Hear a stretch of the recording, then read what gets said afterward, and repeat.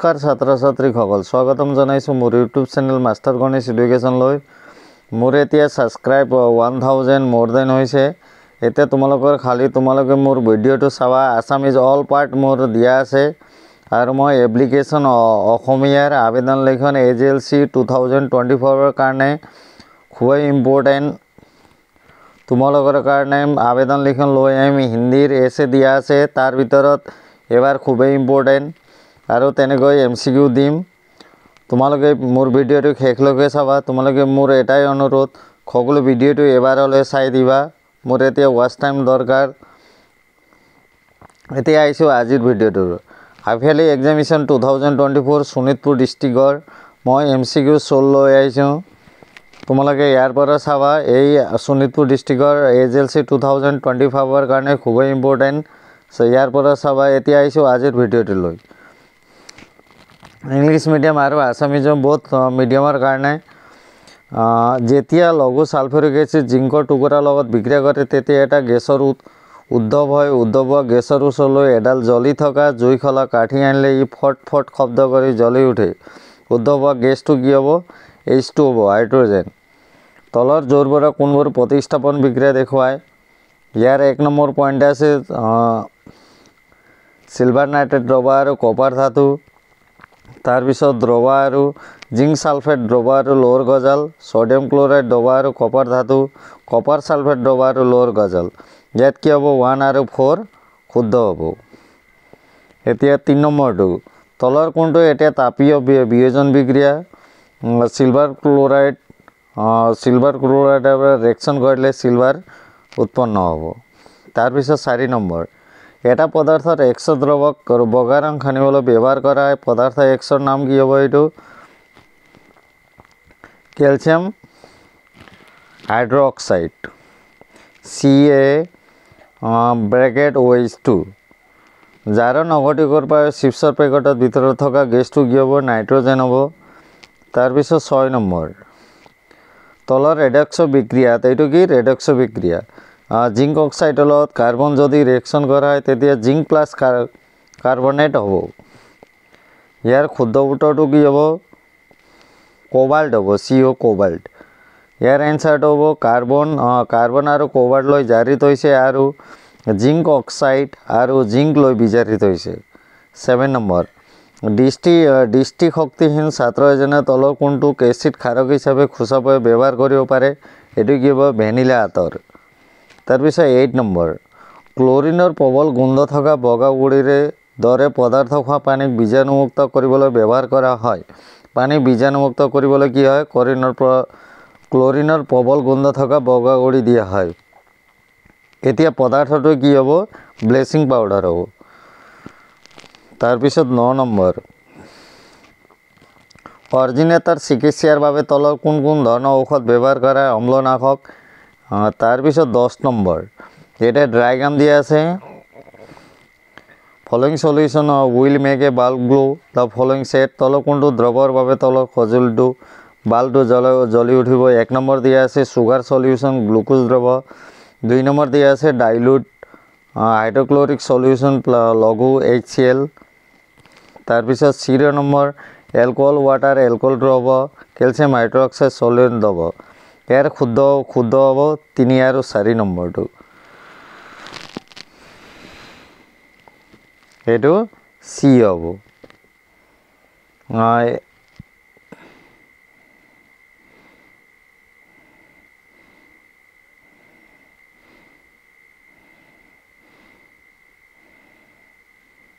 यार एलकोहल द्रव हम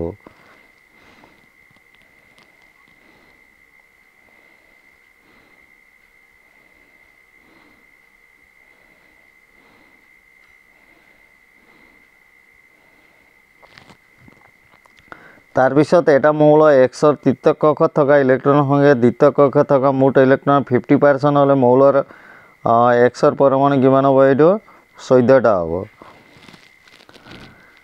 K cell L cell M cell তলত দিয়া মৌলসমূহৰ সিহঁতৰ ধাতৱ ধৰ্ম অৰ্ধকমত খজুৱা এইটো হ'ব তোমালোকৰ ফাৰ্ষ্টত সোডিয়াম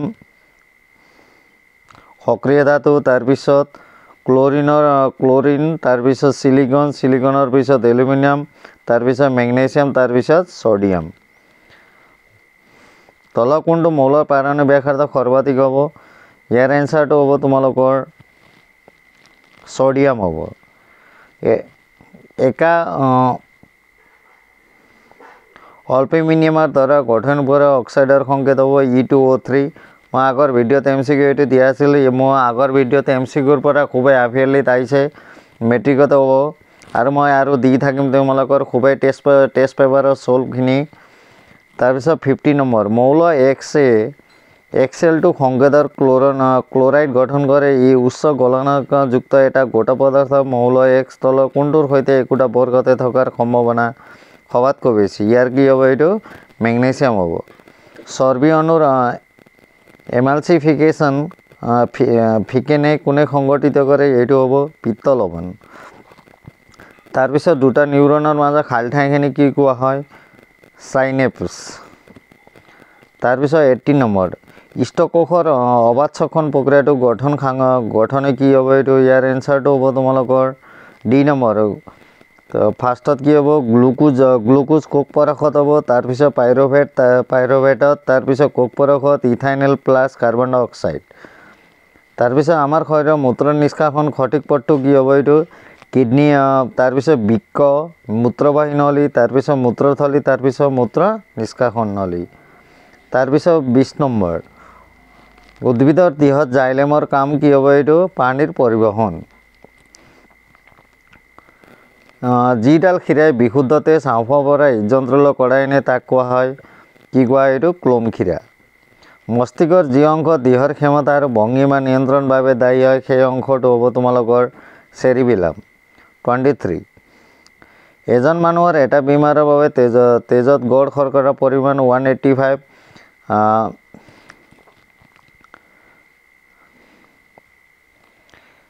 মিলিগ্ৰাম ডেচিলিটাৰ কিন্তু এজন সুস্থ ব্যক্তিৰ দেহত তেজত থকা গড় শৰ্কৰাৰ পৰিমাণ 140 মিলিগ্ৰাম ডেচিলিটাৰ ততকৈ কম হ'লে তলৰ কোনটো মানুহজনৰ অসুস্থতাৰ কাৰণ হৈছে এইটো বাৰু শৰীৰত যথোপযুক্ত ইনচুলিনৰ নিঃসৰণ নহয় তাৰপিছত 24 যি সঞ্জীৱনী পদাৰ্থ পোৱাত গছৰ পাত খৰে এনসাৰটো এপচাইচিছ এচিড সূৰ্যমুখী ফুলে সূৰ্যৰ পথক অনুসৰণ কৰাৰ কাৰণ কি পোৱাৰানো বেগী যিবোৰ অংগৰ উৎপত্তি আৰু ভিন্ন কিন্তু দেখাত একে আৰু একে কাৰ্য সম্পন্ন কৰে সেইবোৰ হ'ল সমভিত্তিক যদি মটৰ মাহৰ ঘূৰণীয়া সেউজীয়া বীজ থকা গছৰ লগত খোতাৰা হালধীয়া বীজ থকা গছৰ মাহ সংৰক্ষণ ঘটোৱাই প্ৰথম পৰ্যায়ত F1ত পোৱা বীজবোৰ কি হ'ব ঘূৰণীয়া আৰু হালধীয়া হ'ব 28 এটা যোজন কোষৰ যদি পিতৃৰ ফালৰ পৰা এক্স ক্ৰমোজম ডাল প্ৰবাহিত হৈছে তেন্তে ইয়াৰ পৰা উৎপত্তি কি হ'ব ছোৱালী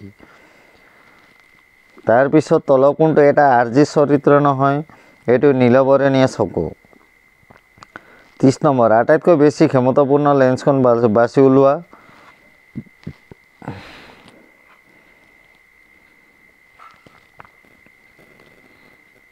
এইটোৰ ভিতৰত বিটো শুদ্ধ হ'ব তাৰপিছত 31 লক্ষ্যবস্তু সমানাকাৰৰ খটপটিমা পাবলৈ হ'লে লক্ষ্যবস্তুটো উত্তল লেন্সৰ কোন স্থানত ৰাখিব লাগিব ফকাছ দৈৰ্ঘ্যৰ দুগুণত দূৰত্ব যদি ৰাখে তেতিয়াহ'লে লক্ষ্যবস্তু সমান পাবলৈ উত্তল লেন্সৰ সন্মুখত ৰাখিব লাগিব ফকাছ দৈৰ্ঘ্য দুগুণৰ মাজত তাৰপিছত 32 তোমাক তিনিটা মাধ্যম দিয়া আছে XYZ প্ৰতিসৰাংক ক্ৰমে 1.33 1.65 1.46 যিটো মাধ্যমত পোহৰৰ সৰ্বাধিক বিকৃত হ'ব এইটো কি হ'ব Xত হ'ব এখন গোলাকাৰ দাপোন আৰু এখন গোলাকাৰ খেলনে প্ৰত্যেকৰে ফকাছ দৈৰ্ঘ্য 10 সেন্টিমিটাৰৰ দাপোন আৰু লেন্সখন কি হ'ব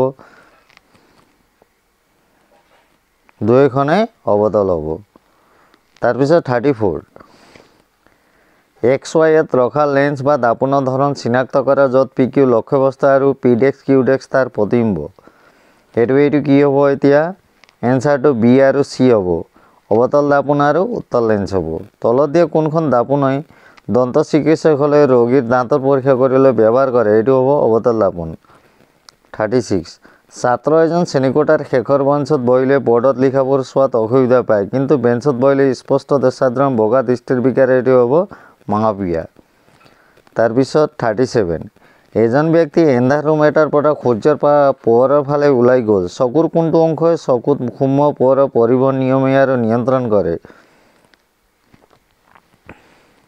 এইটো কি হ'ব? চকুৰ মণি হ'ব। তাৰপিছত 38 পোহৰৰ কোনটো ৰং পিজনৰ মাজেৰে পাৰ হ'লে আটাইতকৈ বেছি বিচ্ছুৰিত হ'ব? বেঙুনীয়া ৰশ্মি। তাৰপিছত 39 যেতিয়া বস্তুবোৰ চকুৰ নিচেই ওচৰৰ পৰা চোৱা হয় তেতিয়া চিলিয়াৰী পেশীৰ কি হ'ব? সংকোচন ঘটে। তলৰ কোনটো পৰস্পৰিক শক্তিৰ উৎস নহয়? কি হ'ব? নিউক্লিয়াৰ শক্তি। জীৱাশ্ম ইন্ধন হ'ব এইটো। তাৰপিছত জৈৱ গেছৰ মূল উপাদান কি হ'ব? মিথেন হ'ব। তাৰপিছত ইয়াত দিয়া আছে দুটা উক্তি কেঁচা গাখীৰত বেকিং সোডা যোগ কৰিলে দৈত পৰিণত হ'বলৈ বেছি সময় লাগে। তাৰপিছত 2 নম্বৰ বেকিং সোডাই কেঁচা গাখীৰৰ pH-ৰ মান C তললৈ কমাই আনে। এইটো কি হ'ব? B2 হ'ব। B 1 নম্বৰটো শুদ্ধ হ'ব কিন্তু 2 নম্বৰটো কি হ'ব? অশুদ্ধ হ'ব। যদি তুমি খাদ্য গৰম কৰিবলৈ যিকোনো শক্তিৰ উৎস ব্যৱহাৰ কৰিবা তেন্তে শক্তিৰ ভাল উৎসৰ বৈশিষ্ট্যৰ ওপৰত ভিত্তি কৰি তলৰ বিকল্পসমূহৰ ভিতৰত কোনটো বিকল্প বাছি ল'বা? এইটো LPG হ'ব। সৌৰ কুকাৰৰ কোনটো অংশ সেউজ গৃহৰ দৰে ক্ৰিয়া কৰাত সহায় কৰে? এইটো কি হ'ব? স্বচ্ছ গ্লাছ। 45 কৃত্ৰিম উপগ্ৰহৰ তলৰ কোনটো শক্তিৰ উৎস ব্যৱহাৰ কৰা হয়? সৌৰ কোষ। তাৰপিছত তোমালোকে এইটো চাবা 45 MCQ। তাৰপিছত 45ৰ কুৱেশ্যন এনচাৰ লিখিব লাগিব।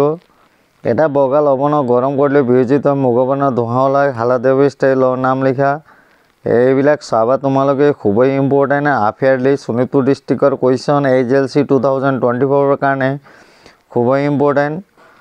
তাৰপিছত তেনেকৈ মই আছামিজ অল ছাবজেক্টৰ কেনেকুৱা টাইপ কুৱেশ্যন আহিব, সম্ভাৱ্য কুৱেশ্যন HLC 2025, ছায়েন্সৰ MCQ, ছ'চিয়েলৰ MCQ, হিন্দীৰ আবেদন লিখন, অসমীয়াৰ আবেদন লিখন, এছেটো অলৰেডি দিয়া আছে আৰু গ্ৰামাৰ পৰ্চন মই এনে বুজাই দিম, সমাস সন্ধি এইবিলাক।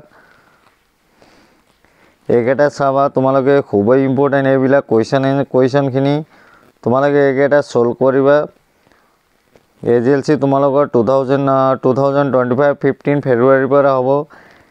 তোমালোকে এতিয়া ভালকৈ পঢ়িব লাগিব, মেথ প্ৰেক্টিছ কৰিব লাগিব ভালকৈ। তাৰপিছত গ্ৰামাৰ পৰ্চন, তাৰপিছত আছামিজ গ্ৰামাৰ, হিন্দীকে ৰুটিন অনুযায়ী তোমালোকে ভালকৈ পঢ়িবা।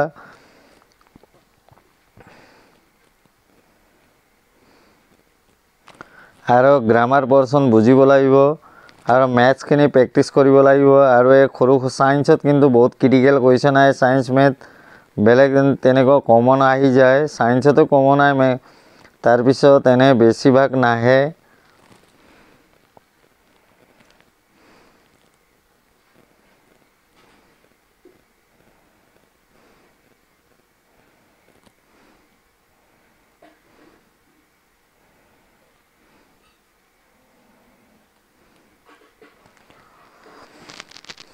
তোমালোকে মোৰ ভিডিঅ'টো চাবা। যোৱা বছৰ 20 চনৰ পৰা মই যোৱা বছৰৰ পৰা খুবেই ইম্পৰ্টেণ্ট কমন আহিছে, যদি মিলাই চাব পাৰা তেনেকৈ যোৱা বছৰৰ কুৱেশ্যন পেপাৰ তোমালোকে যদি লাগে মই কুৱেশ্যন পেপাৰ লৈ আহিম। আৰু তোমালোকে মোৰ ভিডিঅ'টো শেষলৈকে চাই দিবা প্লিজ। ধন্যবাদ মোৰ মৰমৰ ছাত্ৰ ছাত্ৰীসকল।